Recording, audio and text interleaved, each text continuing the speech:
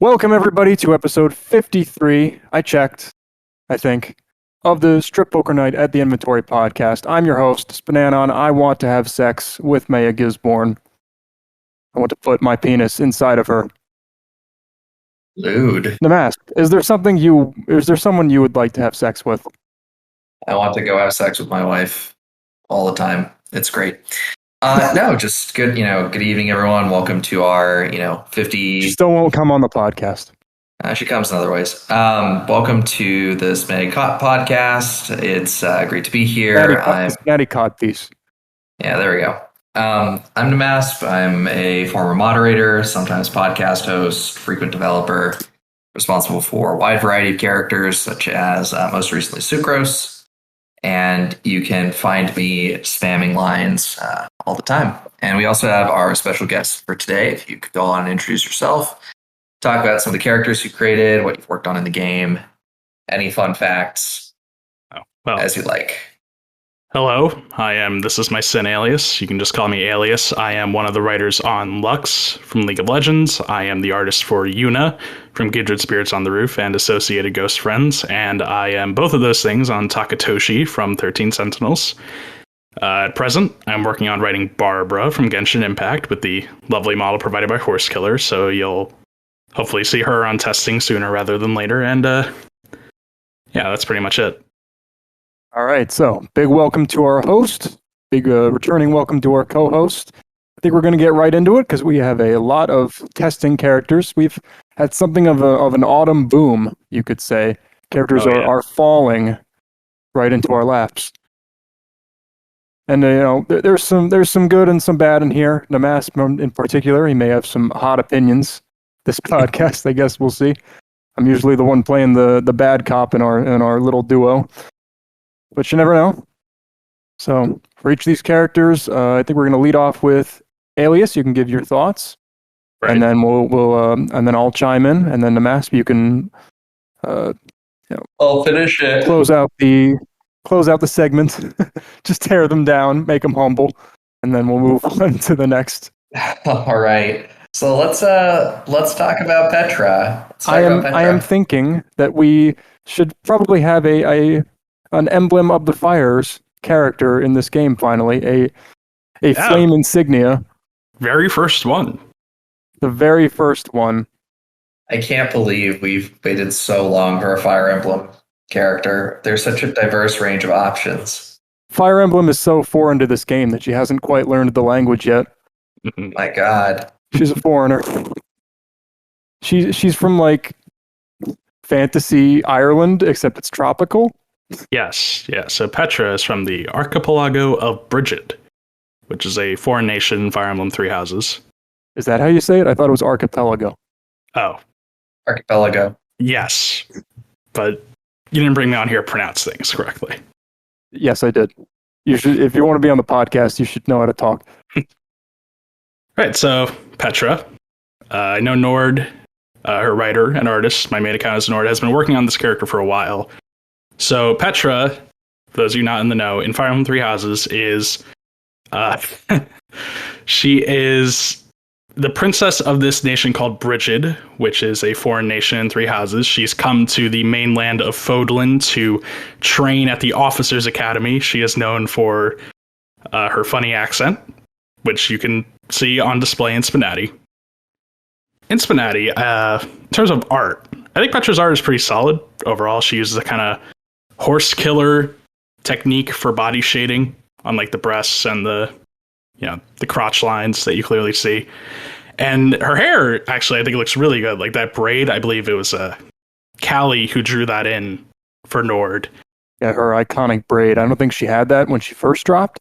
She first dropped right after the last podcast was recorded. Yeah, right. The hair is amazing. Right. Well done. It looks super good. That's an image attachment, and I think she had a braid when she first dropped, but it wasn't as detailed. But it looks really good now. So, and one thing I want to say about Petra's art is she has one of those poses. I don't know what it's called, but she has her hand outstretched. That's a custom hand that was made specifically for that pose.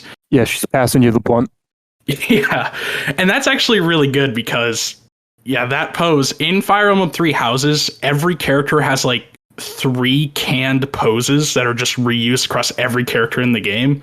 And that's one of them. So if you play Three Houses, you will see like every character just outstretching your hand to you. And I just think it's really funny that Petra has that pose with like a custom hand and everything. But for her writing, I think it's pretty good overall. Like, you know, I think Nora definitely did a very good job of capturing Petra's unique grammar because, you know, she doesn't exactly have the best grasp on the language you use in Three Houses, whatever language that may be.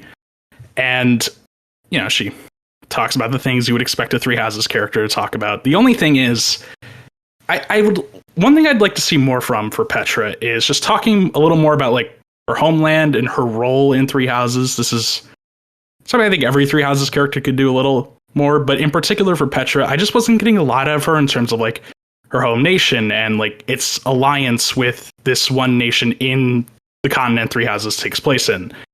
And it's fun background details like that, in my opinion, that are fun to talk about in SPNatI, lead to a lot of interesting targets. So as Petra moves forward, I would like to see her talk about those things a little more, just because it's a very unique thing nobody else in Three Houses can really talk about. But that's all I really had to say about Petra. I like Petra. I've had some good first impressions of her. I've played a couple games with her. I've targeted her a little bit, some back and forth. I think the whole, you know, I don't know what the lore is on why everyone can understand each other in the inventory, but it's kind of funny to have a character that's not quite fluent, basically, but she just has some weird quirks of phrasing. You know, talking about you will be getting into the nakedness and all that, which, you know, to be fair, nmasp as an English speaker or as an English learner, did you ever make mistakes like that? I really like Petra for this reason, by the way. I have a lot of heat for Petra, but I have a lot of nice things to say too. And the first is like, English is I hate this language. It's so difficult to speak and like maintain it. That's my mother tongue you're talking about. Yeah, well, fuck your mother. And that's what my mother spoke to me in the womb. But like, it's such a bastard language. It's very difficult. But anyway, no, I mean, I have some thoughts about Petra that I'll wait my turn for. But I actually really like that about her. I think the writing on her, like the way she is written, is very good and very cool. It's that little thing it's not so intrusive that it's like a cry for attention. It's a very kind of realistic thing for someone to have, and she's also not incomprehensible. But it makes me interested in her lines. It makes me want to read what she has to say because she's going to say it in a different way than everyone else. In a weird way, yeah, exactly. And that's what you want from characters. That you just want to click that button. It's like, ooh, what are they going to say? They're going to say something funny or weird, right? And she's actually like a respectable character on top of that. She's not like a joke, you know, she's still like smart, and she just has trouble expressing herself sometimes. She's clearly intelligent, which I enjoy too. She's kind of serious, but she's got like a coy edge to her. Just in general, I thought, I don't know if she was always like the absolute standout, most interesting character, but she was probably always like at least like the second most. She was always like, yeah, I like what she's doing over here in her slot. I didn't think she had any glaring flaws, and it was pretty generally entertaining, which I think is very, very good considering that a lot of like the other Fire Emblem characters can kind of bleed together a little bit. Yeah, I'd agree with that. And if you're like, let me know when you're ready, because I got some thoughts on this topic that I can speak to. Petra. I read a little bit about like English learning, and there's so many weird quirks about English that a native speaker doesn't think about at all, the minute differences between them, and it just seems natural, but it's so hard for others to learn, like the whole like has had and did, and like does and didn't and will not, and you know I will have had to do this. There's something that's like the present past particle or something like that I just like I deliberately structure future perfect. I just deliberately structure my speech to avoid any of those like temporally neutral terms. We gotta go back and listen to the tapes, see that in action. No, I mean it's you'll notice sometimes I pause basically in the middle of the sentence to avoid using anything that's not present, past, or future tense. Anything that is slightly subjective, I will try to avoid it. I don't blame you. I'm sure it's confusing. It's almost more work to try and like avoid doing the work than it is to do the work. Anyway, but I feel like the most consistent thing I see. I'm sorry, I just have to mention this for like a lot of English like ESL writers in this game. They always say like, it's like you didn't had to do that or something like that. They go didn't and then the past tense. I didn't ran to the store. Like, I guess that must be confusing for people because it's it should be didn't run. I didn't do that. Not I didn't did that. But I see that a lot. It's sorry. I feel you. It depends like what your linguistic background is. So I think if you're like a native Latin speaker in the clusteral sense, in the sense of like if you speak French or Portuguese or Italian or Spanish, I think that's kind of the most common variation on that. There are some other strangenesses. It's like singular and plural and stuff like that. It just depends on the language, I think. English is like pretty good for expressing things, but it's just very confusing. I think it's the craftsman's language because it's full of nonsense that doesn't really matter.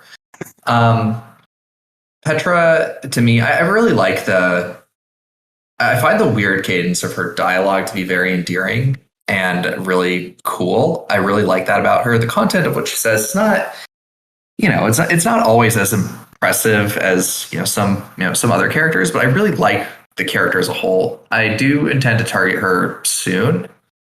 I just think the thing that I'm missing most with Petra is like, I guess a way of how she engages with some of the other weird characters at the inventory, because she's like the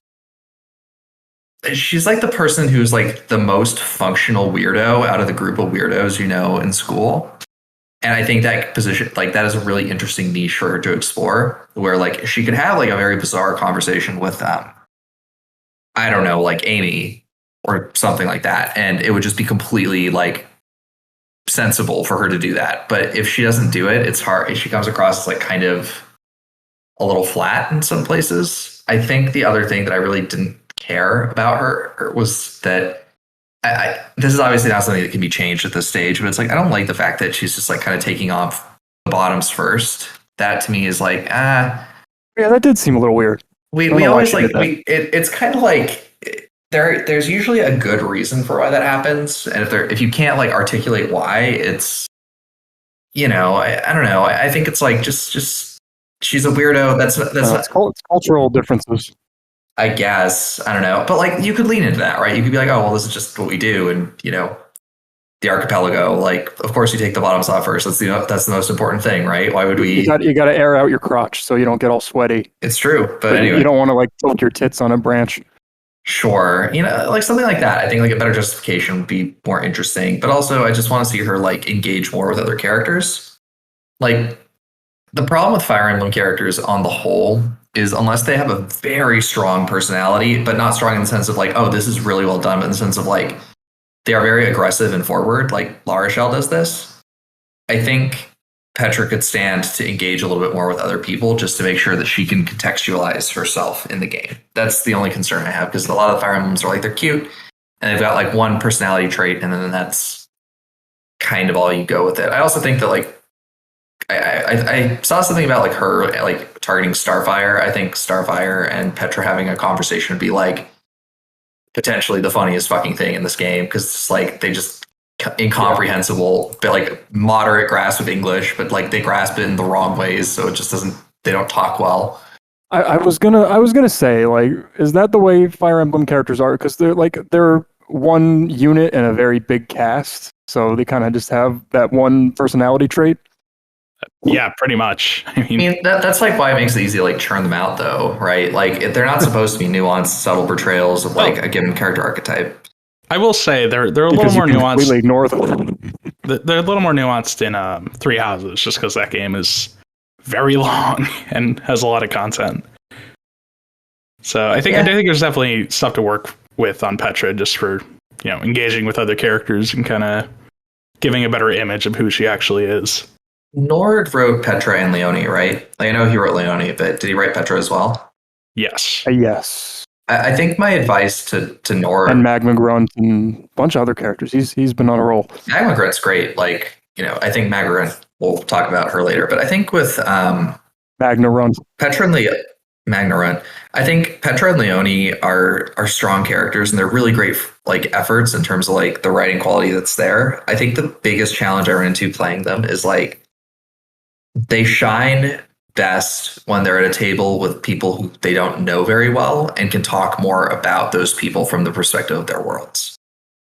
Like, to me, I think those, like, the nexus of those targeted lines and how this person engages with people from other worlds is like what ultimately drives them, and that's what lets you build like this your own take on the character. But otherwise, I like Petra. I find her very endearing. I will target her soon when I feel motivated to do so. But I've always been more interested in how characters interact with, characters from other franchises. I never put them with franchise mates, especially when I'm like testing them, because I want to see how they just interact in the crossover setting. Find that more interesting. All right, so we've had our cute, tomboyish, active, fit GF. Now we have our femboy. Nord has a type. Nord has a type. Definitely. I don't know if you could call him a femboy or just a short. He's a twink, I think. Yeah. I don't think he's a femboy. I think he's a twink. No, he's not feminine enough. Twink. He's a child, is what he is. Oh boy. I have some thoughts on this for when I get to speak. And anyway, it's Jura's middle name itself, Basil from Omori, which is that like a visual novel? I don't really know what Omori is. It's an RPG, kind of like. Is it a quirky Earthbound inspired indie RPG? Oh yes. I know some people will get mad at me for saying this, but yes, Omori very obviously takes cues from Earthbound. The nice thing about Earthbound is that it's really only dark at like the very end. When it gets weird. Everything else is pretty pleasant. Right. Well, Omori is and just kind of goofy. Omori is not that kind of game. Because I did play some of Omori in preparation for this. Not all of it, but some of it. So I am familiar with Basil and his source. Right. Yeah, you'll have to fill me in. Okay, so Omori is a psychological horror RPG, right? And what I will say about the game is I'm getting psychological horror just looking at this guy. A lot of fucked up stuff happens in Omori. And I feel like that is problem number one characters from this game are going to face, is you have to like take out a lot of the content in those games just to make them work in SPNatI, because otherwise you just end up with these horrific, depressed messes of people. And I think that's kind of a problem Basil runs into in particular, because basically Omori is split into two parts, right? There's a part in this kind of dream world called Headspace, and parts in the real world called Faraway. And in Headspace, Basil gets kidnapped very early on in the game. But Headspace is where most of his characterization comes from in SPNatI, so there's not a whole lot to work with there. And of course, you can do a lot with very little. Characters in SPNatI have proven that in the past, but that's something I think Basil is struggling with in SPNatI right now, is he just doesn't have a whole lot to talk about. He talks about like flowers and his friends, right? But otherwise, it's just like, I don't know. Sometimes you can gain kind of garner an opinion of like, or my opinion on the character, if based on my introduction and how well I can describe them. What I can say about Basil is he likes flowers. Right. And to backtrack a little, art-wise, I think Basil is very fine. I actually did work on this character's art. That hair was my doing, so I don't know. You're welcome. His hair looks good. I don't know if I'd call it fine. I'm not the art overall. But okay. Well, I just posing-wise, I think he's good. He has like 25 poses, and he pulls out a camera sometimes. That's well and good. I can't comment on that too much because, again, I've not played all of Omori, just some of it, but it seemed to represent what I know of the character just well enough. In terms of his writing, though, first and foremost, I think he needs a lot more dialogue, right? Basil repeats himself a lot. I did a quick count before we started this. I think he has around like 250 generics. And Ooh, that's not a lot. Yeah, he needs a lot more than that. And I know that sounds daunting, but the advice I want to give to Basil's developer is just think about where dialogue is going to repeat the most, right? Probably in hand quality and must strip or when somebody else is masturbating. Whereas you can only see a chest reveal 4 times a game. You can only see a crotch reveal 4 times a game. So you don't have to worry about that too much.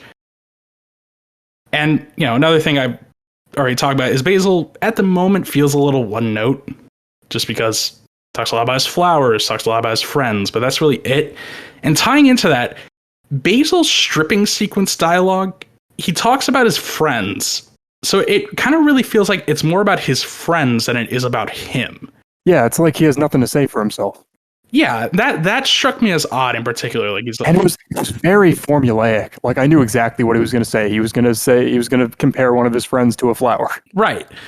And Basil's friends are important to him, right? I get that. But I think there's a better way of going about that. First, I would disconnect Basil's stripping sequence from his friends. I would have him talk exclusively about himself. And, you can weave his relationships into that, but when Basil is stripping, all eyes are on him. I want to hear about Basil. I don't want to hear about anybody else. And when he does talk about his friends, like right now, Basil is telling, but he's not showing. He's saying like, oh, Sunny is like this flower because he's perfect. Well, I don't care that Sunny is perfect. I care why Basil thinks that.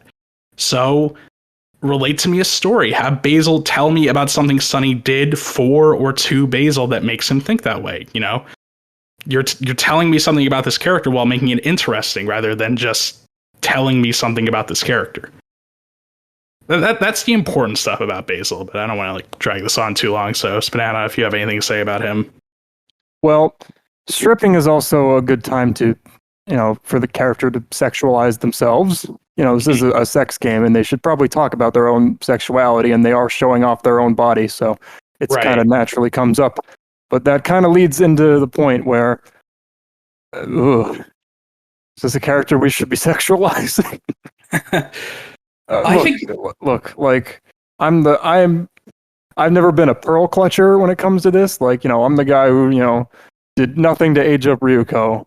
A couple podcasts ago was like, Canon Rose is fine. You don't need to age her up. She looks fine.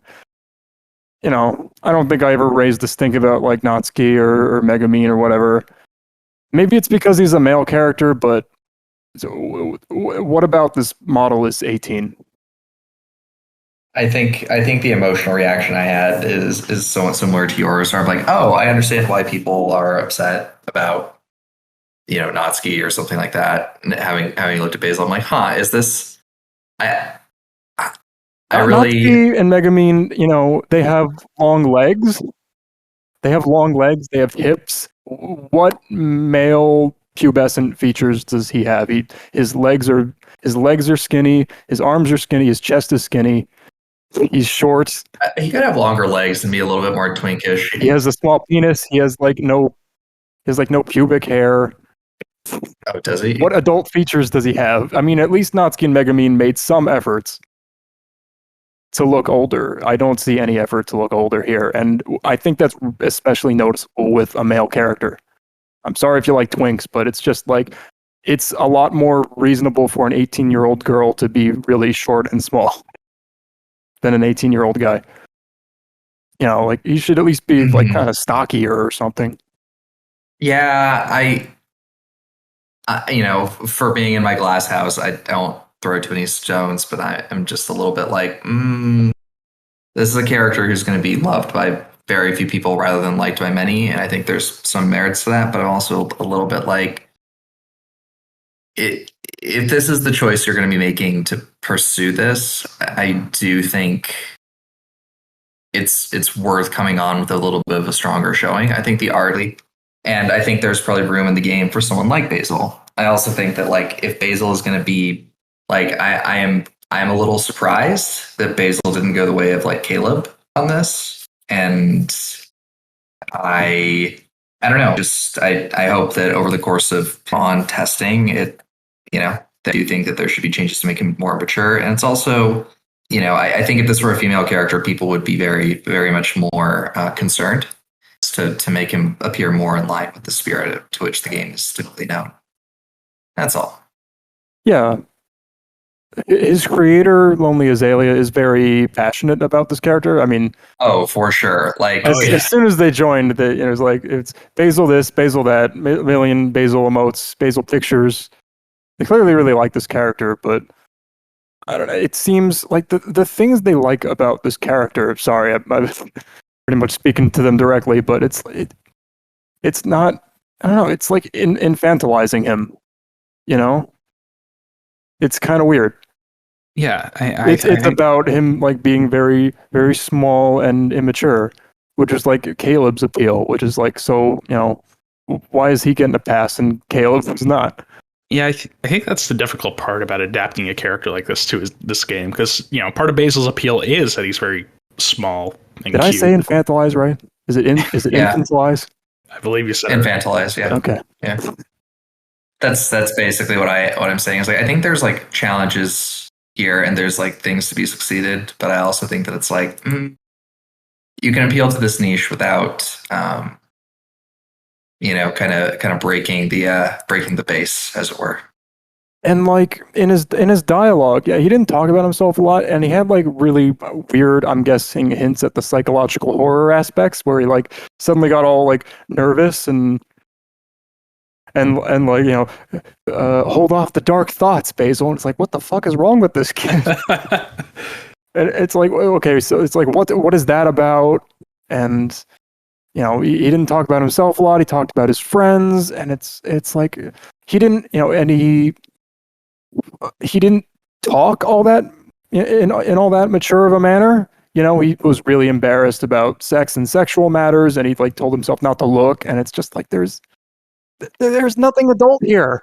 If you're going to be like appealing to a certain niche, you don't want people explicitly asking, "Is this Shotokan in my SPNatI?" Yeah, honestly, like I think it's I think it's probably true. There's probably more pearl clutchers concerning female characters, and like, but I really don't see. This seems like the best possible ammunition to like raise a stink over this game. I would agree with that. I also, and this is not to say that like there's like an inherently bad choice here, or there's like oh, the character is so bad. It's like the character is fine. Like the character does what they're supposed to do, but if you want to do that, you also have to play by the rules of the broader thing. And again, this is an opinion. Like I am not a moderator anymore. I don't make calls on this kind of thing. I would say if he had longer legs, if he had a little bit more going on with other personality traits and so on, I think we would have a good character here. But I think there's work to be done to get him there. If Omori is like the psychological horror game, then it's tough to wring a normal person out of that. A normal, well-adjusted person. I mean, Doki Doki Literature Club. Yeah, that's the thing. Like this, I keep saying. I keep saying this whenever. I have a comment on this for the next character. I keep saying this whenever it's a character like Jason or like Chara. I mean, Chara has a lot of effort put into her, but it's just like this is a game for like normal, well-adjusted people to have casual conversations. Okay, I know Revi's not exactly well-adjusted, but she can go a conversation without trying to murder everyone. She is capable of playing poker in a bar without incident, is my point. And if your character can't do that, it's very difficult. So if you guys are good, let's move on to Mary, the counterpart for Basil in the game. Well, next on the list is Noelle. I think she came next. Oh shit! I got the order switched. Yep. Okay. Cool. Yeah. Let's go to Noelle from Genshin Impact. I'm sure you can talk about this in the mask because I assume you play it. Oh, I guess Alias could play it too, right? No, I've actually never played it. You just like the girls? I just think Sucrose is really cute. That's all. Or does that sound familiar? Mask hasn't played something. No. I played Valhalla after, and I was like, wow. He hasn't played something from a character he made. Here's my like dirty confession. I've never watched a single episode of Miraculous Ladybug. There you go. I'm just kidding. But can you fucking imagine? Anyway, Noelle's great. Alias, go ahead and get started. I have thoughts on Noelle. There she is. So she's like a maid knight sort of deal. I love that. Apparently she's like super strong. Yeah, Noelle's whole shtick is that she is in training to be a member of this organization in Genshin Impact called the Knights of Favonius. This is another horse killer character, by the way, in case you couldn't tell by the cute girl. Yeah, I mean, he's going to do all the Genshin Impact characters eventually. Sorry, go ahead. So, Noelle has received some significant changes from when I last played her, which I think is definitely a very good thing, because at the moment, Noelle's very cute, right? She has a very cute model, and, you know, this way of speaking where it's like, so I know some people on, like, the community server have commented on that Noelle kind of comes across as, like, just another, like, embarrassed nude female character, right? She kind of fades into the background. And I kind of agree with that, at least the version of her I played, because I think parts of Noelle are coming across very clearly right now. Like, you know, she wants to help everybody. She's very, like, studious. She's training to become a knight. But there's a, like, I just like more elaboration on certain parts of the universe that are very important to her. Because as it stands, at least to me, Noelle didn't talk very much about, like, the Knights of Favonius or what her exams actually entail. And her stripping sequences in particular, I felt kind of came across as missed opportunities, because she's just like, oh, I'm taking off my armor. But, like, why does a maid need to wear armor? That alone is, you know, perfect fodder for a stripping sequence. You just have so much to talk about there. And, you know, she has, like, some good parts in there where it's like she's talking about her vision and what it actually does. And I think that's very nice. And one thing I really liked about Noelle, just in terms of, like, bringing out her character, was after the end of the game, she would put back on her apron and start, like, cleaning up the inventory. I thought that was really cute. But now she actually puts back her apron after she finishes. So she has it on during her entire, like, after finish sequence. And I think that's a really nice detail. That was my idea, by the way. That was my idea. I don't like when characters. I heard nmasp came up with that idea. No, it really was. I don't like it when characters just, like, go back to standing how they were naked during, you know, in the finish stage. I think they should use that opportunity to do something different. Mm-hmm. But I mean, in short, I think Noelle's very cute, and she does fade into the background a little, but I think Horse Killer and her other writer, Soulheart RS, are doing a really good job of bringing out her unique qualities more. That's what I commented on when I first tested her, and I think that's, like, I think Noelle is perfectly fine right now. I just think, you know, you talk about those things more, you bring them out a little more in, like, her poses, then she would really stand out and be somebody that people would want to play with a lot. I really like the point you made about you know, why she should, like, explain why a maid has armor, because I think that adds a lot of realism, and for characters to have that kind of self-awareness where they're like, I'm on a table full of strangers. What are they going to think is weird about me? I should probably explain that, you know? Mm-hmm. Now, of course, you could have a character that's just so full of themselves that they don't even think about it, which is interesting in its own right if you play it up.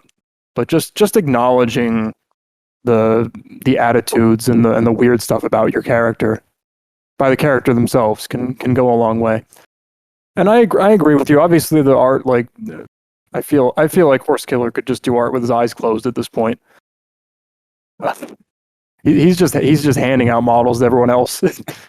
Oh yeah, just points for, like, propping up the game as a whole. I do really like her. I think she's cute, but I kind of agree she did kind of fade away by the end because she wasn't talking about herself enough. She was worrying a lot about, like, losing and, like, whether or not she should help people and what's the right thing to do as a maid knight, which is interesting. And some good examples of, like, show don't tell, but you also want to learn a little bit more about, like, herself. And just, I feel like in general, it's just, like, take the game a little more casually. Like, it's okay if others lose, it's okay if you lose. You're probably going to lose. Don't waste all your generic lines just trying to be super competitive or worrying about who's going to win or not, because, like, you're probably going to lose. But I think the foundation there is strong. I think she's got a lot of potential. It's just a matter of where you want to take it. nmasp? Yeah, I mean, I really like Noelle. it's kind of an interesting experience getting to learn about this world that my character that I wrote is from, by virtue of like other people writing characters from that world, and then having to think about like the logical Putting the pieces together. Yeah, exactly. It's great. I really like Noelle. I actually think that she does a lot of really interesting things where it's like she's not ENF, but she is like new to this sort of stuff. And I think, as ever, Horsekiller's artwork is great. I think the core concepts are there. I actually think she's not too far from being done, with the kind of caveats that she needs just like a shitload more targeted lines. So I really like her. I think Alias's comments are really strong. I don't have a lot of like critical feedback, except that like as someone who is writing Sucrose and engaging with this co-franchise bait, I'd love to see more initiative to target like the other Genshins when they come out. So it's like when Barbara's on the table, or when Hu Tao is on the table, I think those things are going to be really important to make Noelle not be, the more delicate of the flavors of those characters. And it'll be important to like get out ahead of it. I think it's, if you're listening to this, Soulheart, please just reach out to the people and, start planning, because I feel like Noelle can really excel as a facilitator, especially with like how fucking weird some of the Genshin characters can be. At least like if like Hu Tao is any indication, or Sucrose, I think like being able to get ahead of it and be like, hey, I'm gonna be like, Noelle is there to like back your character up and to like boost them up and to make their strangeness either more strange or less strange. But I think that's how you get ahead of it early, because it becomes like, oh, Noelle is there to help people. And I don't know, I think she could also like interact with like Senko or something like that to make some really interesting tables. Because I feel like if you're like there to like get your personality dick sucked for like, God, what's that?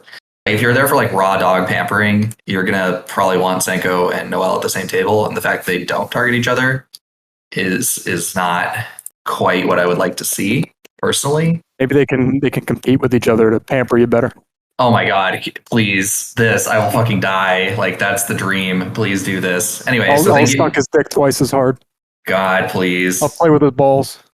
It's just like the highest standard of care.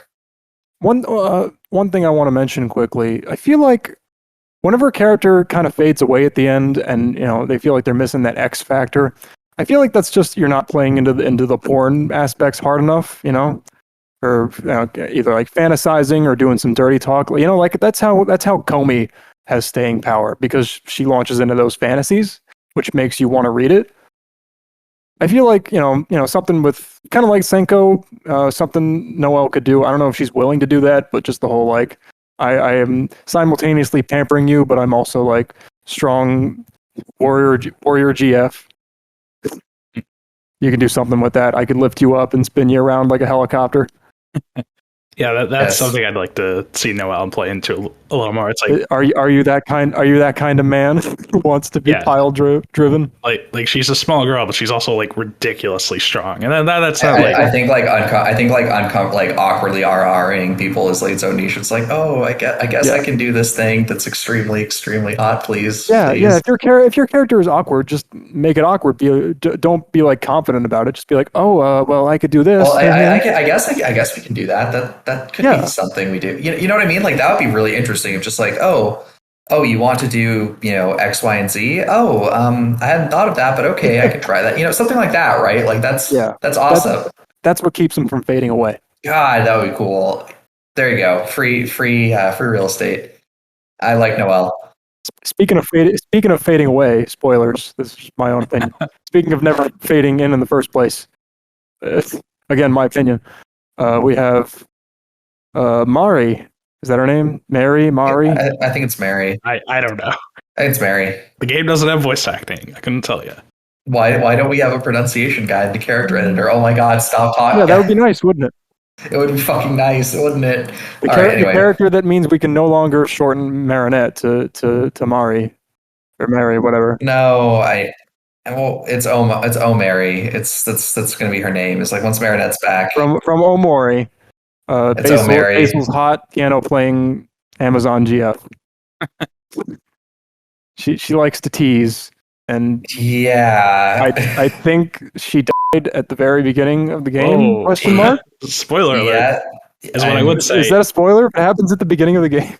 She should go join Grand Shoo Shoo with the two Zombieland Saga girls. If your character requires like massive spoilers to understand even a little bit, that's not very good.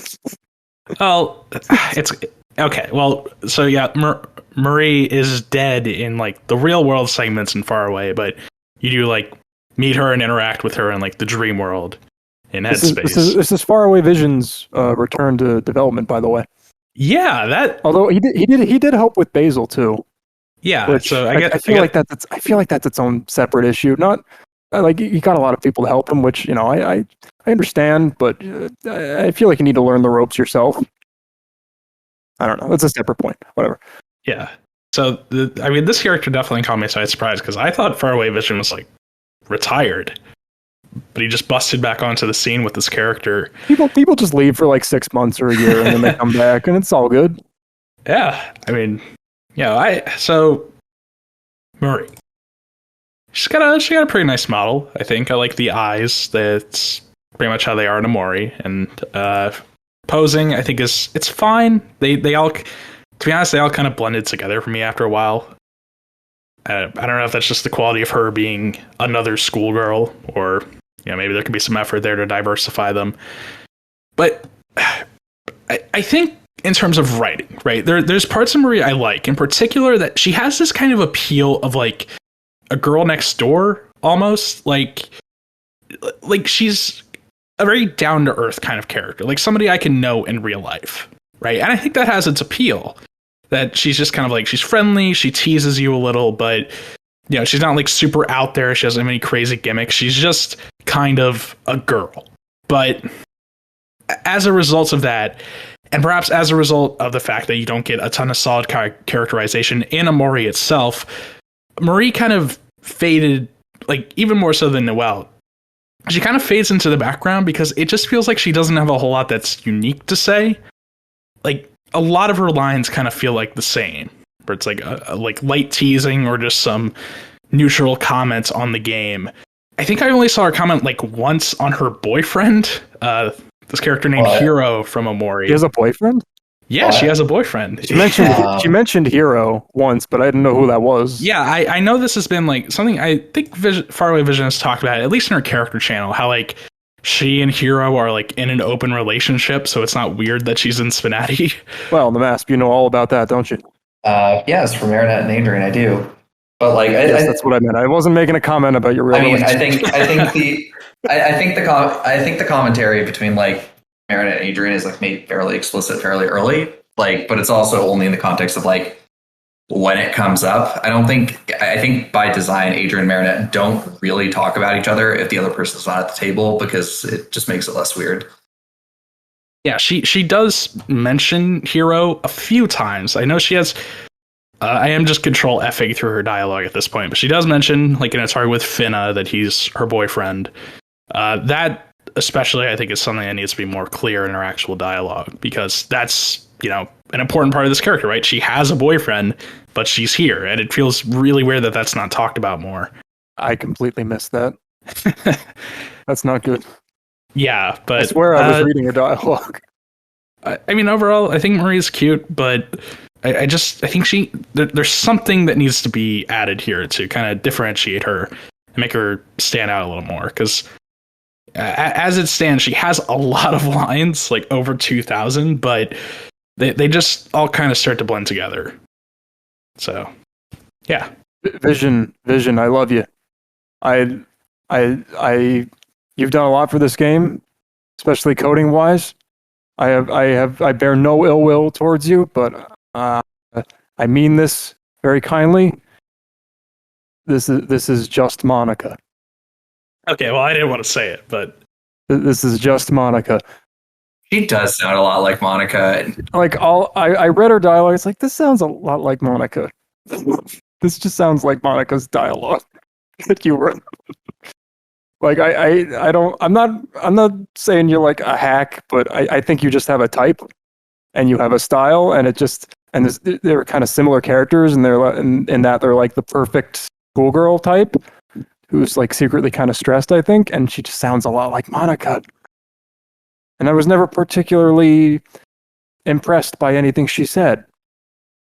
It's just very, I guess you're taking that off. Oh, well, let's move on then. She's kind of got the I guess thing going on, where she just says what happened, and then like, well, let's move on.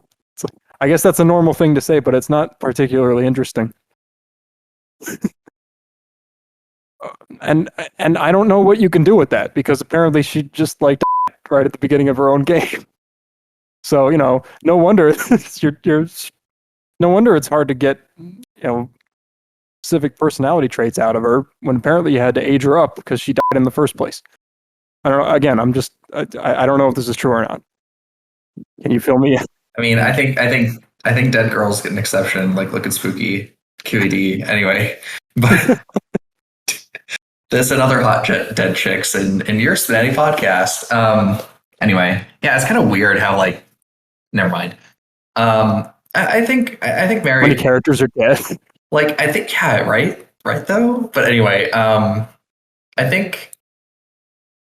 I don't know. I think like the verbiage similarly to like Monika and Viz very clearly has a type of like psychological horror dressed up in cute trappings, and Mary has a lot of lines. Like, she's not in like she's definitely not a bad character, but it's like I want to see like that normalness kind of riff into other things, because like she's very normal, which is good, but. That means like I think there's a way to base that while engaging with other people that would be really healthy. Like I'd love to see like Mary and like Amy Doki Doki have a conversation, because like they're both like fucking weirdos, and I think that would be really interesting. Or something like that, right? Where it's like you if you have this character who's like very grounded and very like normal, having them like engage with the other just more engagement in a way that feels interesting, because like the generics are there. There's like a lot of generics, and whatever you feel about the the tone being very similar to Monica's and like the theming being slightly similar, I think that's cool. Like it's not really a problem. I definitely don't think my writing is that unique, but I just I think people need a reason to pick Mary over other characters like in the same cut. And I'm just not sure how to do that. I also think that like the open relationship thing needs to be explored a little bit more explicitly. Like maybe there's something that could be done with that. I mean, there is an audience for that in a sex game. Yeah. So. Oh yeah. I mean, I'm sure there is. I also, yeah, I think that's kind of all that I have with that. Also, like, hey, you want to go back to my place and double team me? Yeah, I mean, I think there's room for that. Like people like that. Also. Is her boyfriend her brother? Sorry, that's like a really weird question, but like, no. What? Like, I'm looking at like I'm on her brother is that the psychological horror of the? Yeah, I'm like, is that like why she died? Because I'm looking at like Joe Baru, and like I don't know if it's the art style makes these characters look very similar, but she's like always like fucking this black-haired kid, and I'm like, No. Her brother is a kid named Sonny. Her boyfriend is named Hero. They do look pretty similar though. Okay. Because I was gonna say, if you're gonna go that way, just like do it, right? Like, just commit to it. Like, okay. Well, anyway, I think Mary is fine. Like, she's cute. I just think that there's like, when you go really fast and you produce like a high volume of things, it does risk like blending together. I'd say a strong piece of advice I would give is like give some revision and also give some additional specificity, because give her a reason for me to play this character without knowing her. Like if I'm like a fan of like Doki Doki Literature Club, I'm gonna always pick one of them. Give me a reason to play her with those, or like Nagisa, or like give her something with the other schoolgirl characters, especially like the popular ones like Komi-san. And I think you have like a way to kind of get more input on the character like this. Ari does have a lot of generic lines, but the thing is, they're kind of samey. Yeah. So I almost think it's kind of a detriment that she has so many. It's like let me read some of them. This is like must strip for an opponent. This is like, ooh, tough luck, huh? Well, no need to be afraid, name. I don't bite. Oh, unlucky. Well, there's no need for stage fright, name. We don't bite. Well, I guess you're up, name. You can do this. You're up, huh, name? Well, no need to be shy. I won't judge. Don't be shy, name. We won't judge, right? Well, no need to be shy, name. I believe you can do this. You see how that's really more like... Yeah, I mean... that's like 2 lines that are split into 7. Yeah, that's what I was saying. It's just, she has a lot of lines, but there's just not enough to differentiate them. You can have a lot of unique lines, but if they all sound the same, it still sounds like she's repeating herself. Which, right. I mean, to be fair, once again, I don't really know what she's supposed to talk about when apparently she died at the beginning. I can't get over this. Oh my god! Can you imagine if she talked about being death? Sorry, that would actually be really cool. It's just like, yeah, I was dead. Hey, I'm in an open relationship and I'm also dead. You want to fuck a dead girl with her boyfriend? Yeah, come on, you can't get. What's the Venn diagram of that? Well, I don't know. There's all the zombie fuckers, so but like that actually be interesting, right? It's just like yeah, I died, then I went to like this dreamscape and just make it like completely esoteric, right? Like there's this whole dream world thing going on, right? Or like Headspace or whatever. It's just like it's not cheating if the girl is dead, right? I think it is. Anyway, all right. This is a very interesting conversation. We should wait for the next Zombieland Saga character to come out to go into it. When would that be? What? I don't know. I have no power over it. Okay, maybe it's just me, but it seems like all 6 or so Zombieland girls are being made in some capacity. I hope nobody is making Lily. No, I don't think Lily could be in the game. But I think I don't think people are. I think people want Junko in the game. They're like, Mask, write her, and I'm like, no, guys, no, please. I only have so much blood left in my body. Like, please let me die. Listen, I commented on that model repository post. If somebody commits to writing Junko, I will make a pipeline for her zombie form. I know, but I want to finish Marinette and be done. I've put it off too long. I literally built an entire other character between starting this rework, and it's been 2 years. You're here forever, Mask. Oh god, make it stop. Anyway, so that's Mary. Let's go on to Zoe, if you guys are good. Yeah. So from the most normal girl ever, who may or may not be dead, to the least normal girl ever. I fucking love Zoe. Zoe's the coolest. Well done. Who is undying and eternal. A+. Character is very exciting. Here she is, her beautiful face. The best part about Zoe for me is it's Monster Prom, by the way. Same creator as Polly, I think. Yeah, Polly. Yeah. Well, same writer, but same writer.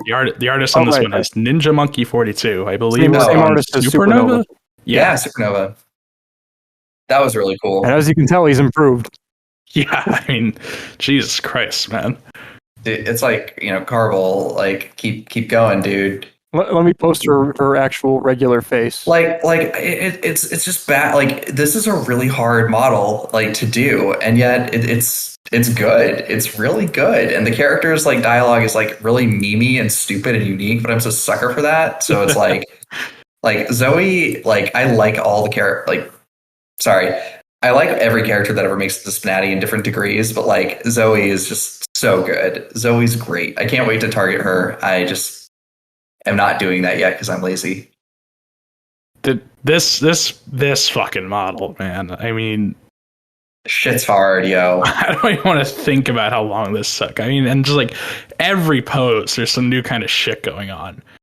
It's just eyes popping up in different places.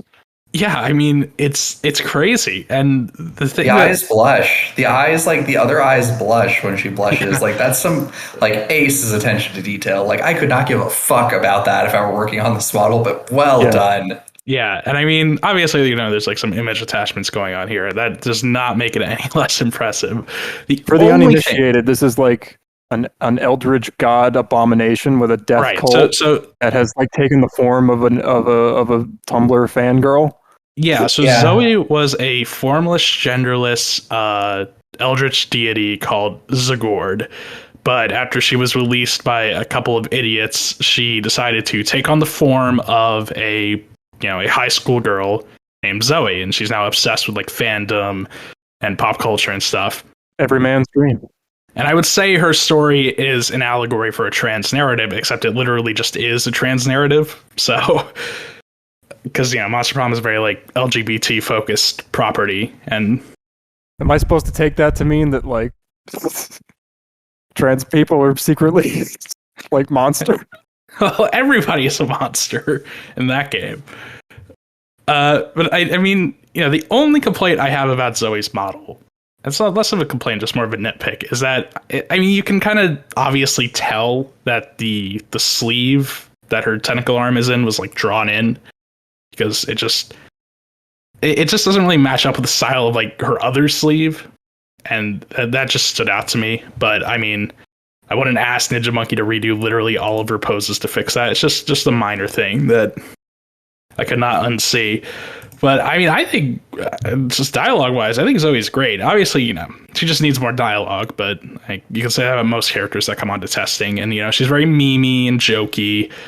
And I have actually played Monster Prom a few times with people in the community server, so I can confirm that's just kind of how she is. She leans a lot into pop culture and like fandom shit and all these dumb jokes, like judging a Family Guy smut contest. Like, that's all really good. This is just a really funny character. And I don't know if I would say like super sexy, but that's fine. Considering the game she's from, it makes sense. That's okay.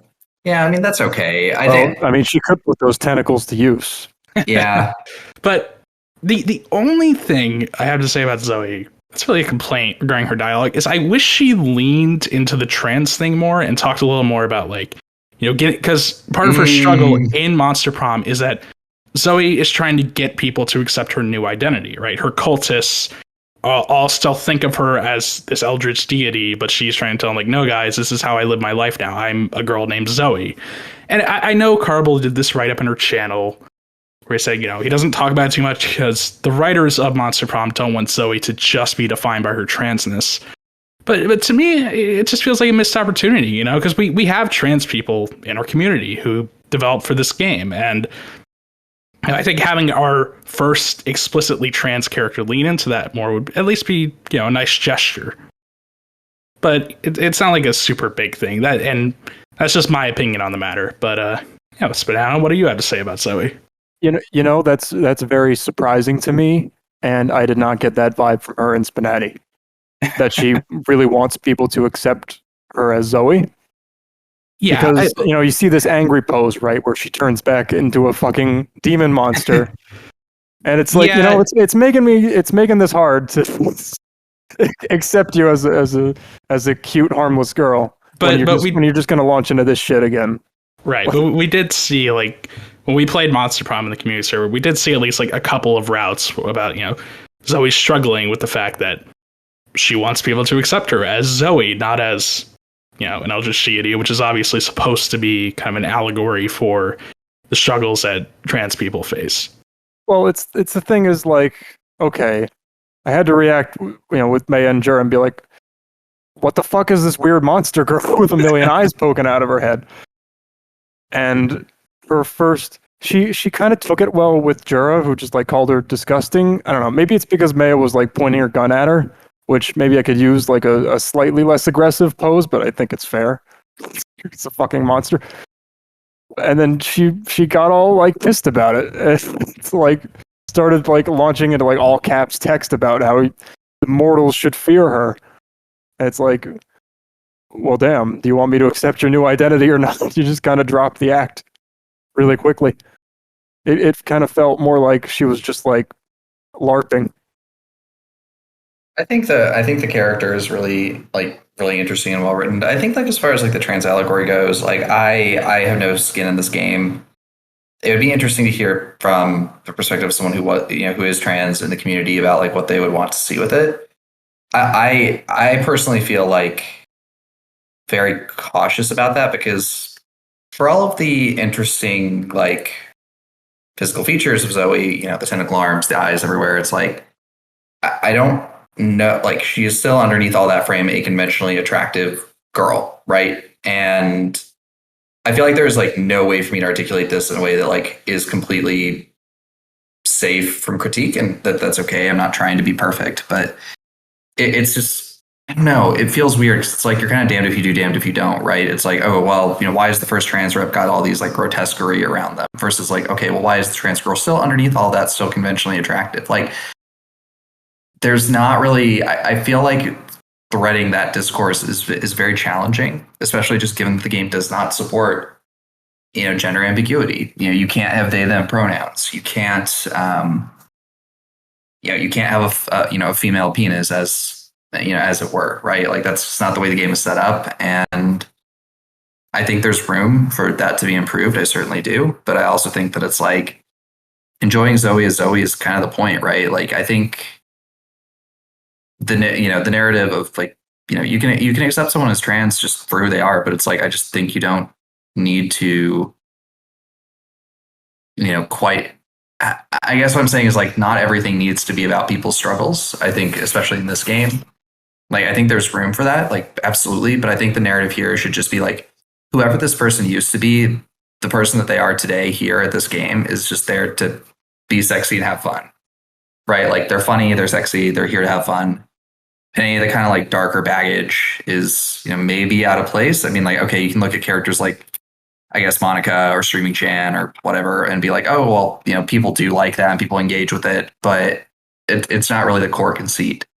I think the more you veer into like serious discourse about serious things, it's it becomes kind of a challenge. Like I don't want someone, this is why like the other Zoe, the one that like Yuri Space Pirate was working on was always kind of like a fearful moment for me.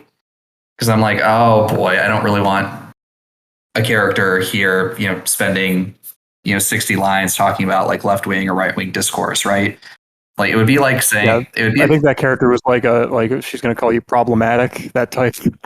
I mean, it's like it's funny as a joke, but it's like it's kind of like imagine if I wrote like an Ayn Rand character for SPNatI, right? Like there's nothing stopping me from doing that, but like nobody wants to sit and John Galt talks for 300 lines in a row, like 300 markers in a row of just like talking about like objectivism, it's not to like deflate the challenges that people do face and people do encounter, and I think there's a way to address those like in a way that's honest and compassionate. But I also think that it's like you have to consider the medium.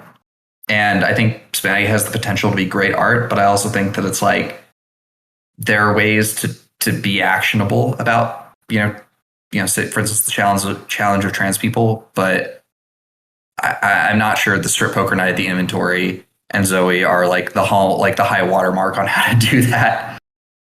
I get that, and I agree with that, but it just from what we've played, at the very least, it seems like this is a very important part of Zoe's character. So I'm not asking for it to be like in every case or whatever. It's just like, mentioning it like one or two times over the course of the game. That would be nice to see for me at least. But I also totally get what you're saying. Zoe in like, as a cute Tumblr fangirl, she is very funny. She is very entertaining. I enjoyed reading her lines. She engaged pretty well with the game. It's just the whole transgender thing. And I'm not trying to make fun of it, but I genuinely did not get any impression that like she did not want to be referred to as like Zagord anymore. It felt like she seemed incredibly like flippant about it. And willing to turn back into Zagord and start acting like Zagord at any moment whenever anything pissed her off. You know what I mean? She acknowledged her death cult, but she wasn't like, yeah, I hate them. I wish they would stop and leave me alone. I'm not that monster anymore or whatever. But nothing about it seemed to bother her. Right. Well, and it seems weird to me. It didn't seem like a monster that wanted to be something more sociable. It seems like, and wanted to be treated that way. It's like I'm a monster and I feel like being sociable, But if you piss me off, I'm just going to go right back to that, and I'm not going to try to function socially. I'm just going to murder you. Right. That's the impression I got. Mm-hmm. Well, I guess Carvel's more of an expert on the game than I am, but I mean that's just the impression I got from playing with her in Monster Prom and SPNatI. It felt like a mask she was wearing for fun, and not who she really was or who she really considered herself to be. Mm. And that's my issue with it. But anytime she's just being fun, I really liked her, which is most of the time. Yeah, I mean, Zoe is just a really fun character, and my gripes with her are very, very minor overall. I mean, I think she just needs more lines, and she has a perfectly clear route to main roster. So speaking of smelling a little like seafood, Go on. we have a character from Skullgirls who apparently lives in a town full of fish. From Buddy Tebow, creator of Twisted Fate, we have Ms. Fortune. And also a new character, Ms. Fortune. His whole deal is that, well, I think he explained it a couple podcasts ago, but her whole deal, you could see like the scars on her body. She basically, she used to be a thief, and she swallowed this like precious artifact called a life gem. Basically made her body undying. So now you could chop her up into a million pieces. You could cut her head off. It'll just roll around. She can still talk. She can still play with it. Basically, like a fun-loving, funny cat girl who can't be killed. I love this character. So good. Well, of course you love this character. You made a funny cat boy. I know. I'm a simple man. She's gonna steal Adrian's dick from Marinette. She can't compete. I mean, Ms. Fortune is really very, very good. I mean, just look at this model. It's like such a good translation of the art style into Kisake. Oh, absolutely. Looks just like her. Especially, I'm sorry, I'm going to let you talk, but I really want to say I love the thick outlines she has. Yeah, It really makes her look unique. I didn't even comment about that on Zoe. I know some people complain about Zoe's like outlines and how they're like very thick and cartoony. I really like that. I think it gives her a very unique look. And same here. I mean, just the model on this character is really, really good. And also her posing, very, very expressive, and just like all the stuff she does with her head coming off, I think is super great. And it's like the art on this character, I cannot, I can't talk enough about how good it is. Dialogue wise, though, I mean, I think that's also really good. And Miss Fortune is another, I think she's actually a lot like Zoe in that she's a very funny character, right? She tells jokes, she like does crazy stuff with her head. And yeah, I think that's good. She makes me laugh. And I like characters that make me laugh. There were a couple things though, just like she does like the kitty titty thing quite a bit, and that like ventured a little into like porn parody territory for me, where it's like I'm getting a little heavily into this. And the other thing is, it feels like Miss Fortune kind of scratches the surface level of like fun lore stuff she could talk about, like her old gang. I get it. Or this, yeah, I get it. Scratching the sofa. And or like the stuff with the skull heart or whatever it's called, or like this town of fish people she lives in, where she's talking about really interesting material, but never getting quite far enough into it that I'm satisfied. Like, you don't really know anything about her old gang, and she doesn't elaborate too much on why she's like staying in this town full of fish people and working on this sushi place or whatever. And she really doesn't talk much at all about like Skullgirls itself, which was a little surprising to me, because as I understand it, that game has quite a robust story mode. So I'd like to see her talk more about like the other characters in that game, or the events and all that stuff involving like why they're all fighting each other, what they're all going for. Maybe talk more about like that life gem or whatever it is she ate that made her immortal, because she didn't really talk about that for me in my game. But I mean, that's all it really is. I just like to see her delve a little more, into the lore. But I think she's very solid from a dialogue standpoint right now.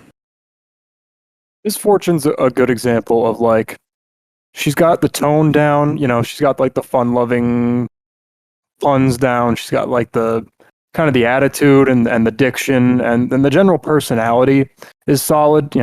She's very She's very goofy. Obviously she's kind of carefree because she can't get killed. She's kind of amped up and excitable, and she wants to take risks and do weird stuff. And it was engaging in that way. But I think it's just like now that you have that foundation, you need a little bit more substance, need a little bit more meat to it. Because like what you were saying before, like she didn't talk a lot about Skullgirls or what she actually does all day now that she's undead. I guess she like fights for the Skullheart or whatever. I didn't know what that was. She kept talking about like Little Innsmouth, the town full of fish people. I don't know what she's doing there. I don't know if that's where they all hang out or where just she lives, or if that's where they fight. I don't know that. You need to explain that sort of thing. And I asked Buddy Tebow about this, and he said that was definitely not my intention. But that's the kind of the thing where, kind of like what I was saying before about Noelle, where you want the character to have the self-awareness to kind of recognize what is weird about themselves and explain it. And that's what Ms. Fortune never did. She never explained all the weird shit she was doing. I kind of think that's like, normally this is a big pet peeve of mine, but I actually think it kind of works for a character because you're just like, what the fuck are you talking about? But like, she just doesn't explain. It's I don't know. I really like Ms. Fortune. It gets old. I don't know. I think there's something to be done. Because all I keep asking is like, what's that? I don't like asking what's that the whole time. Or why are you doing this? I think you just turn. I think like I like Ms. Fortune as a character where I just turn my brain off and enjoy it. Like I get it. Like I think your criticism is valid, but I'm also just like, man, like I just like did she have personality loss or something? I asked him like, is she not able to explain it? And he said no, it wasn't my intention. I mean that's what I think. I think she's great. I look forward to having just to see what happens to her over the next couple of weeks as she's on test. But I think she's great. I think the dialogue is there. I think the art's good. I have a big pet peeve about like the whole the character's head comes off, therefore they must do the next logical extension. It's like if you could detach your head, would you suck your own dick? I don't know if you would. Like I don't know if you actually would. I wouldn't. But anyway, that's all. Okay. That's probably really. But consider this: it's hot. It feels a lot like okay, fair. Anyway, that's what I think. I think she's good. You see, I really like the creativity and the posing there. I was kind of surprised by how little she did it. She basically, there's a couple poses where her head fell off. And then, like, she held up her head a couple times towards the end, which was good. And she made her, like, eat herself out, which was good. But she didn't really do anything else. She didn't, like, juggle her arms and whatever. I mean, wow. I think there's, like, a lot of weird shit you could do with that. And I guess, like, that's the next... He probably wants to do that in the future, and this is just a starting point. Yeah, I mean, it's a great start. I think it's phenomenal. There's a lot of care that's gone into the development work here. That's what I could say is great start and just work a little bit more on everything else. So one thing I will say about Miss Fortune's posing after she's already lost is because she's sitting and her head is like on her lap. Oh yeah, that's the best. That's the best. It's great, but it can also be hard to see if she's like on the right side of the screen because your cards can block her. Yeah, you got to give her a chair. Oh, okay, yeah. Got it. Oh, I actually don't like the whole eating herself out that much, and it's because it's like a front-facing view, so you can't see anything. It's the same reason I don't like it when characters take out those big vibrators, because it's like, oh, I'm sure you're feeling really good. It'd be nice if I could see it in this visual game with no sound or alternative angles. I mean, this is for my sexual gratification, right? Not theirs. Oh. Spread your legs. That's my point. Spread your legs. SPNanon 2021. Shall we move on to the characters that we better not say anything bad about, or who the fuck knows what Solitaire will do to us? All our icons will turn to soy jacks. You may think, please don't do that. I'm gonna find a new editor if he does that shit. You may think that Solitaire, as this Toho nerd, as this turbo weeb as Toho nerds can only be, you may think that his debut with Miko, Toyo Satomimi no Miko, that she is his ultimate waifu. You may think that he wants to fuck a zombie girl, Saki from Zombieland Saga, and that she is his ultimate waifu. You would be mistaken. Reimu, Ray Cows Go Moo from Toho. Sir. Highly responsive to prayers. shrine maiden herself, main character of Toho. The Mario of Toho is his ultimate waifu. And he has trained under a waterfall for years. He has endured countless bullet hells and character development processes to bring us the best possible Reimu, because he wanted to do it right the first time. If only I had learned from his example. Here she is, his ultimate waifu, our editor, Mr. Solitaire, Reimu Hakure. Here she is. She wants to get married and have some hot guy or girl bang her and take care of her and let her drink sake all day. Alias, go. Okay. In terms of wow, that's touching. In terms of art, I mean, I think it looks great. Not like exactly what I'd expect from a Reimu model, but it has this like really nice kind of cell shaded style to it that I think looks nice. And her posing is very nice and expressive. I like, all the stuff she does with her hands, kind of, going behind or above things, depending, which is not usually a level of effort you'd see on a lot of characters. But in terms of writing, I think Reimu is pretty strong right now in terms of generics. She's kind of like, she's cheerful and a little confident, and she has this angle where she's coming to the inventory to try to get a wife or a husband because she's tired of being broke all the time, right? And she just wants to. She's inclusive. She just wants to sit at her shrine all day and drink sake and not worry about anything. Now, this is where it gets a little complicated because I have engaged with the Toho series somewhat. I've read fan works and I've played a couple of the games. But Toho is very, very light on characterization, which is part of why it's so popular for fan works, is because you can just pretty much do whatever the hell you want. It's the Pokemon formula. Yeah, like Reimu, of course, has the most personality because she's the main character. She's been in like all of the official stuff. But even then, you have a lot of wiggle room. Like what we know about Reimu is she's lazy. She's way stronger than she has any right to be. She's kind of like standoffish and she's really greedy, but nobody wants to come into her shrine because all the humans think it's infested by yokai. And they're kind of right because everybody Reimu beats up ends up wanting to hang out with her. And so, as a result, I feel like Reimu's voice at the moment is a little inconsistent. It's like sometimes she jumps between being very confident and like show your stuff because I want a hot husband or whatever, but also like sometimes she's embarrassed and like stuttering, which felt weird to me because this is my perception of the character. I'm not like a big Reimu stan or whatever, but I always thought of her as kind of like, I don't know, confident, independent, prideful even. So it just felt weird for her to be like unsure of herself or like stuttering about things because she's not entirely sure whether or not she wants to say it, right? And as a result, I'm not like super sold on the trophy wife thing because, again, Reimu is like prideful, right? So it seems weird to me that she would just rush into wanting to marry somebody she doesn't know, she barely even knows, even if it is for some like get rich quick scheme. This is Choo-hoo. She talked about it so much that I assumed that it was just like a pretty clear part of her character in the games.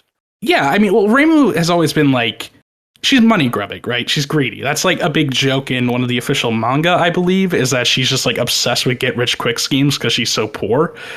But it's just like it's a very dominating part of her SPNatI characterization when I'm not sure if it should be. And, maybe this will come out better once Reimu has more targets, right? More characters like responding to her desire to be their wife.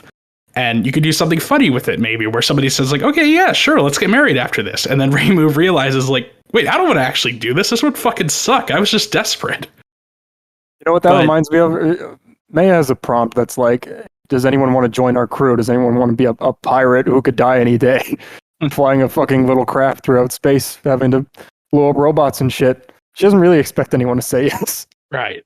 And I think, and then when some characters do, it's weird. Yeah, and I think Solitaire said in her little write-up that, like, he expects people to reject Reimu's offer. which I get that, but I guess if I want to touch on one other thing, and I'll be quick about this. We talked earlier about how Komi-san has like her fantasy forfeit, right? She like retreats into her head and just thinks about characters from her source instead of looking at the sexy people around her. Reimu has one of those too, but only if she is the last to lose and you win the game. I wanted to comment on this because it stood out to me as awkward because Reimu's fantasy forfeit is entirely spoken aloud. And that came across as really weird to me because by nature, these kinds of forfeits are entirely done in prose instead of dialogue because you're describing a scene rather than having a character talk at you. So when Reimu starts speaking her fantasy, it sounds like she like brought out a script and is now reading it aloud to you. So honestly, I would just recommend that entire thing be put in italics and parentheses and have her think it. And I know that limits how other characters can interact with it, but by nature, fantasy forfeits aren't really built to be interacted with anyway, because it's a character retreating into a fantasy in their head. I won my game with her very handily, and she lost very quickly. Right. And apparently I wasn't supposed to do that. Apparently, a lot of her... Yeah, I didn't see a lot of her player-focused lines, which are apparently very important. That's one of the things I can say is that this game is very random. Please... Any big part of your character should not be attached to any specific particular way that the game ends up going, because you don't know. Yeah, you gotta get it across no matter what. Well, I will say the fantasy forfeit, it's not like hugely important. I just took note of it because it's called out in her like situations in the character editor. Yeah, I mean, if you got like an arc that you want to do, it's got to happen no matter what, Right. I'm nitpicking here. I did really like her overall. She was another character. It's like, well, part of this is because I know Solitaire is a quality writer, but I was always looking forward to what she wanted to say. She did repeat herself a little bit because she doesn't have too many lines yet, but she always had something funny or interesting to say, or even sexy towards the end. Like she got into it. It's just, I think there's a little element of like, she didn't explain like what a yokai was, for instance. So, that could be a little confusing to an outsider. I think one of the things Miko did really well and what really impressed me when she first came on testing was that she explained herself really well. Mostly because she really likes to talk about herself. But still, I think Reimu could do that a little bit better where she explains the weird shit about her. I really like the angle of like, she's kind of like stuck in time. She's kind of like stuck in like a pocket dimension that's like in the 1880s. So she's not really familiar with modern day stuff or how people dress or anything, which I really like and I think is really interesting. You can take that in a lot of interesting targeted directions. As far as the trophy wife thing goes, again, I thought it was just supposed to be really important. What do I know about Toho? I don't think targets can save you on that. I think if that's just supposed to be one part of her larger character, then you got to fill it out with generics. Targets will not save you. You need more generics. You need other stuff that she talks about. Once you give her more topics, that trophy wife thing will feel more downplayed just because it's not playing as much. So it'll feel a little bit more natural when she does talk about it. But overall, I don't have any like major criticisms of her. I think she's pretty entertaining overall. I think Solitaire definitely has a type of like, well, that's for sure, characters that are really full of themselves and don't really ever apologize for it. They are characters that pretty much always assume that they are in the right. Well, I think Reimu is a little more self-aware. She is. At least more so than Miko. Like, I loved at the end, like at the very end of the game, where she was like, God damn it, like, Kassen was right. This was a terrible idea. She is. She is more self-aware, but it also means compared to Saki or Miko, she doesn't come off quite as strong. Mm-hmm. So I think, with a little bit more generic work, I think I have full confidence in his ability to nail down a consistent personality a little bit better. Because what I did see, I really liked. But but there was an element of I don't really always have a good idea of how she's going to react. Because she herself seems to have a lot of mixed feelings about the situation and what she wants out of it.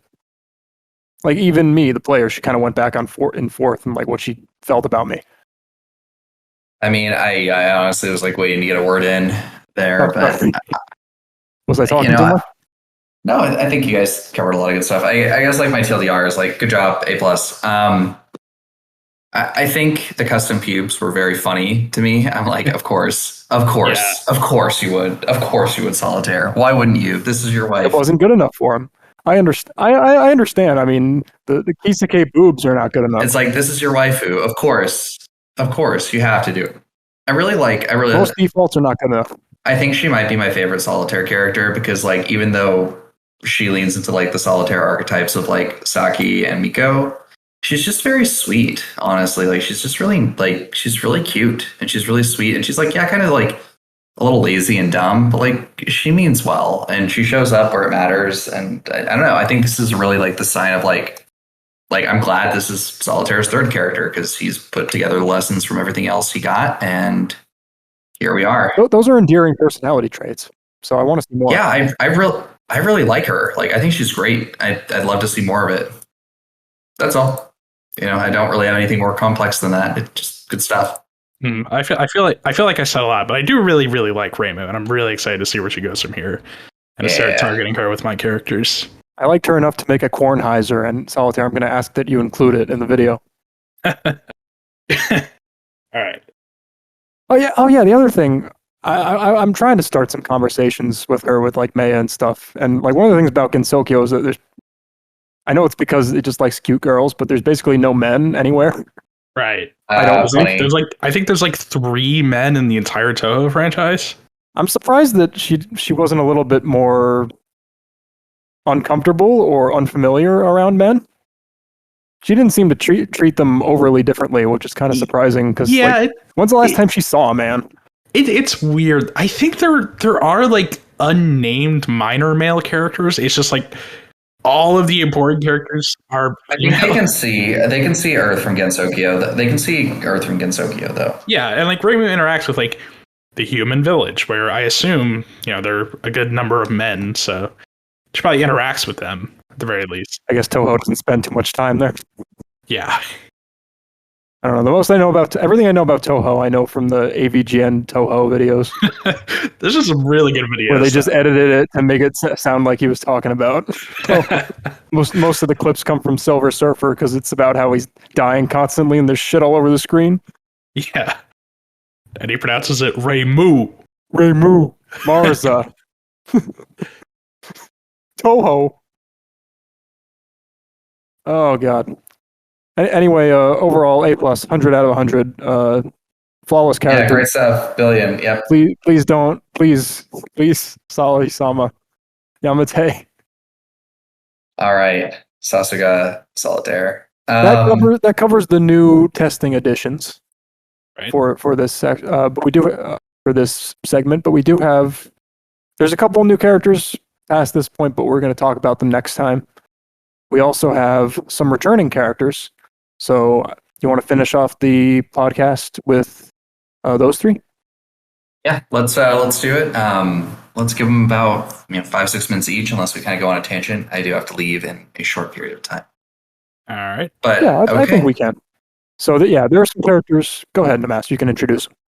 Yeah. So first we have Monika. Monika was on in the main game for quite a while. She's very unique in that she uses the code of the game itself to achieve all kinds of interesting technological feats that predate a lot of the kind of modern infrastructure. She's very fascinating, and she recently got a big glow up with some new artwork, some new targeted lines, and I really do hope that she continues to see updates. I think for a long time, the challenge that I ran into with like Natsuki, and I know Napsu ran into with Amy, was basically like the fact that the others either didn't exist, so Yuri wasn't around yet, or didn't get a ton of updates, which made it really difficult to keep advancing the collective interactions between them. I think now that Monika's making a return, there's a lot of excellent bandwidth to explore there.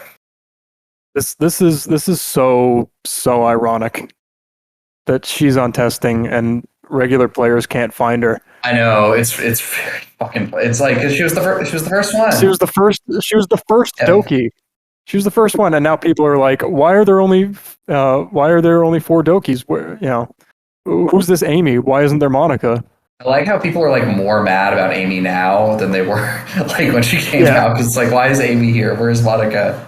Now Yuri is just Yuri. She's always been there, and it's like, where's Monika? Anyway, Alias, start us off. Honestly, I just don't have a lot to say about Monika. You could probably just copy and paste what I said about Marie. Ouch. No, I mean, not like a... Well, it's a new writer.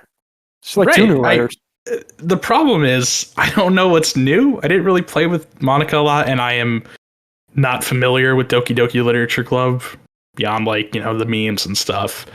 I know she has, like, a fantasy forfeit, but in terms of what's new, I couldn't really tell you. It's just...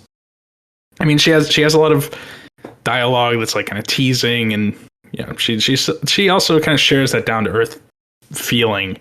I would like to see her lean a little more into like the can see the code stuff, knows this is a video game. I know that was like a big part of her thing in Doki Doki Literature Club itself, and I'm excited to see where Cav takes her from here because I know he's a good writer, and I know a lot of people really care about this character, so it's exciting to see her get a glow up. I'd just like to see her have some more unique dialogue, talking about the things in her game that make her unique. And that's all I really had to say about her. Oh, player, please bash my kernel. God. That's my attempt at sexy coding dialogue. Monika's never really been my type of character. I guess that colored my perception of Mari, but yeah, I'm just not a big fan of like the girl next door types because it's just, I don't know, it's not that interesting. I like characters that are in very unique places in life because that allows me to sort of project myself into that situation and wonder how, I would react to it. It's very fantastical. Yeah. Monika, other than the coding stuff and the weird killing her friends angle, is mostly a normal person, which there is an appeal to that, but it's not really particularly appealing to me. I've written some targets where they're back and forth with the new writers, and they're not doing a bad job. It's just, it's not a drastically different tone or texture to her dialogue compared to before, which in a way is good. I mean, I don't really know what their intentions are. I don't think they meant to change everything about her. But yeah, I mean, solid model update. It's kind of weird that all the Dokis are getting like a new coat of paint. So overall, I'd say it's an improvement. I mean, I think I said what I said, right? Like, I think I've always liked Monika. I think she's a very hard character to write. And I definitely don't have a lot of concrete advice for what I would do with her, just that I hope she keeps getting developed. All right. Would you like to introduce our next testing return out of nowhere? Dark Magician Girl, who has been on testing for a very long time. No, you got it wrong again. Again? Damn it. All right, Myriam. Yeah, Myriam. Poked out from under a box. It was a trap card. I played Dark Magician Girl, and there was a trap card with Myriam underneath it. Myriam Scuttlebutt.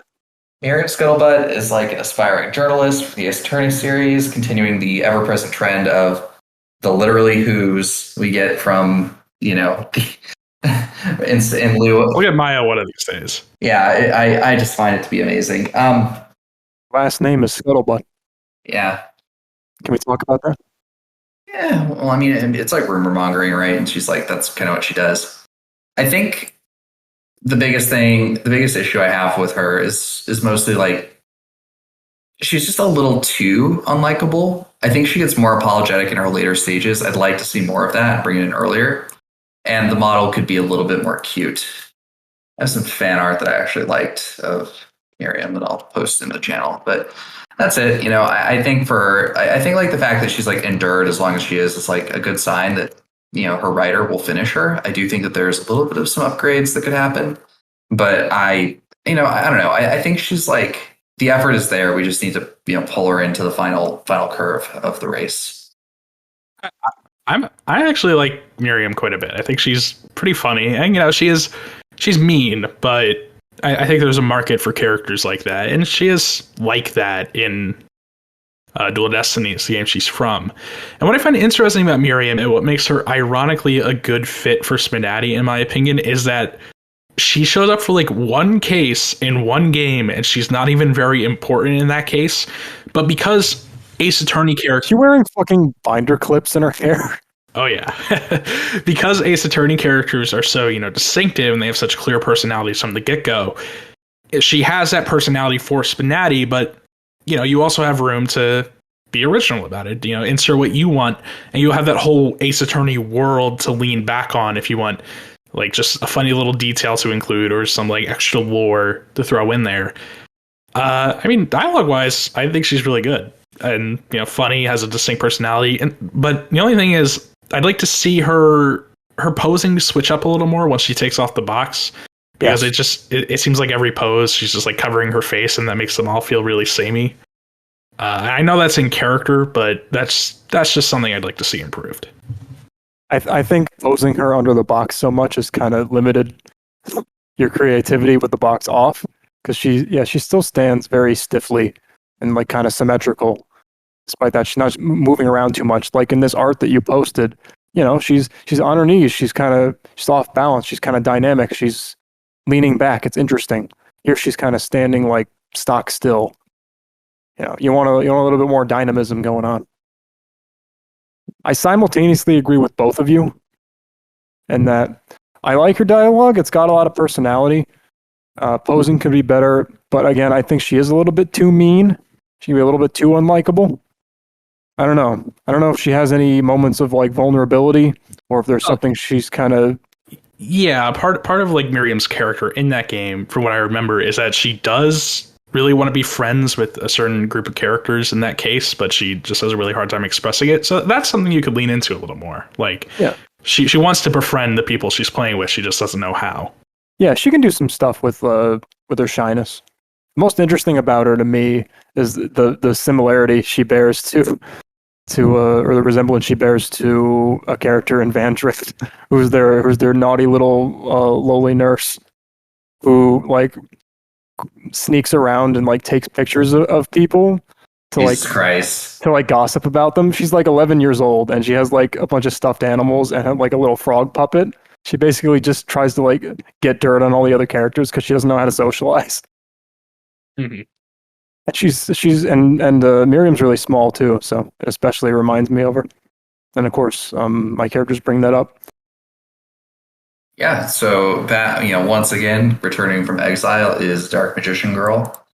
I really hope Dark Magician Girl gets finished at some stage. Like she just keeps kind of cycling in and out of testing without like kind of more core functionality changes. I think the personality is really cute though. I think the writing that's there is good. Just I don't know. I think she just needs to be finished and kind of pushed a little bit, and then target some people, because she's kind of from like a lost generation of characters in some ways. Yeah, she came out in like March 2018. Like Mayo was pretty new.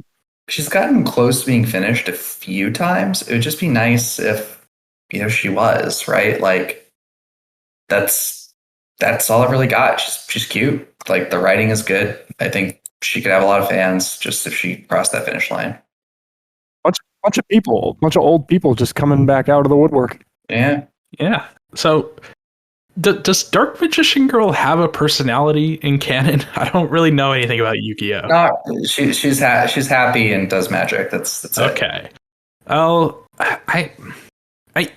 I think some of her writing is good. It's just that she does like lean a lot on those SPNatI tropes of like, oh, I guess you're taking that off, or like, oh, let's get back to the game. Just like there's a lot of like generic lines in there, which, and I know it's difficult because this character just doesn't really have a personality. She's a card from a trading card game.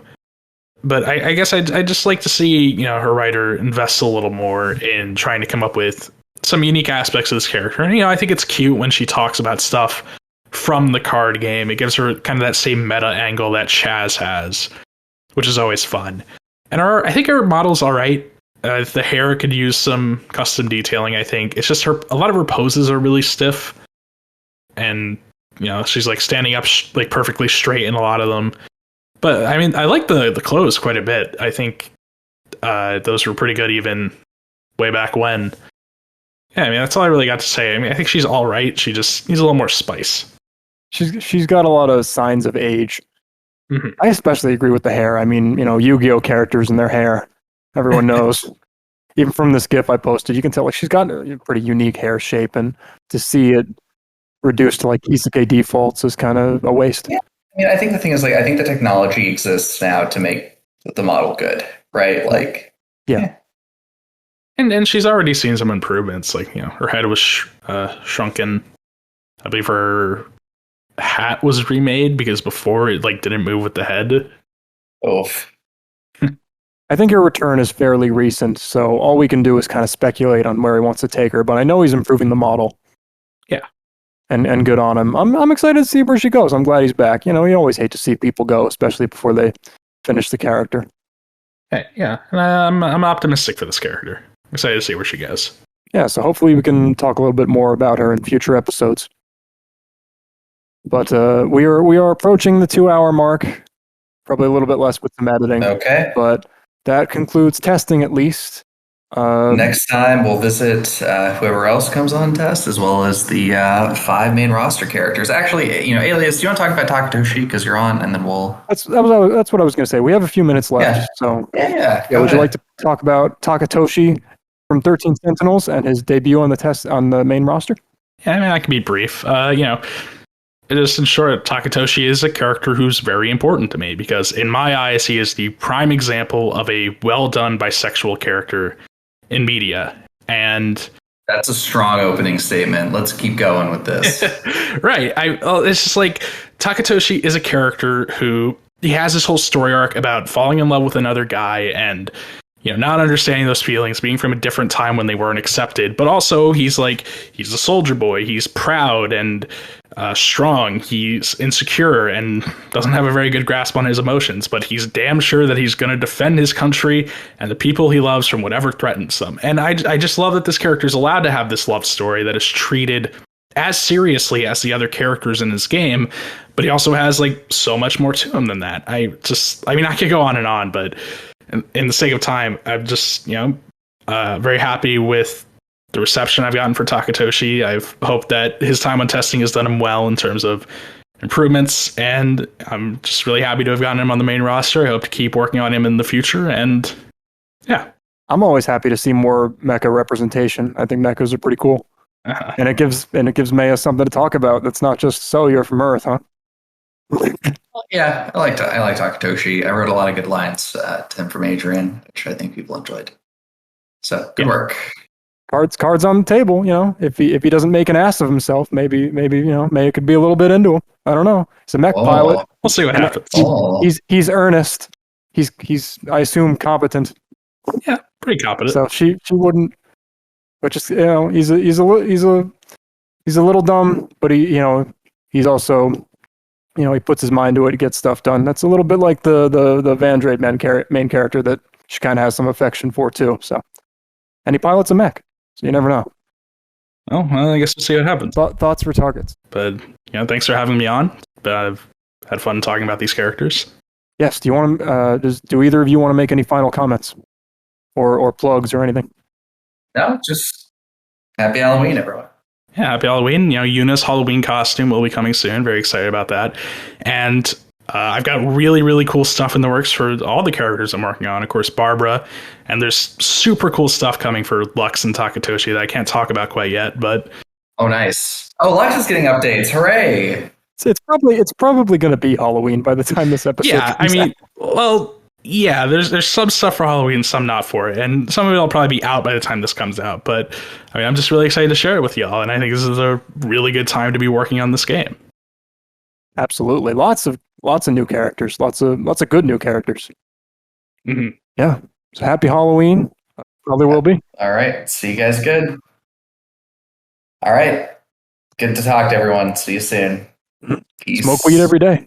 Smoke weed every day, as they say.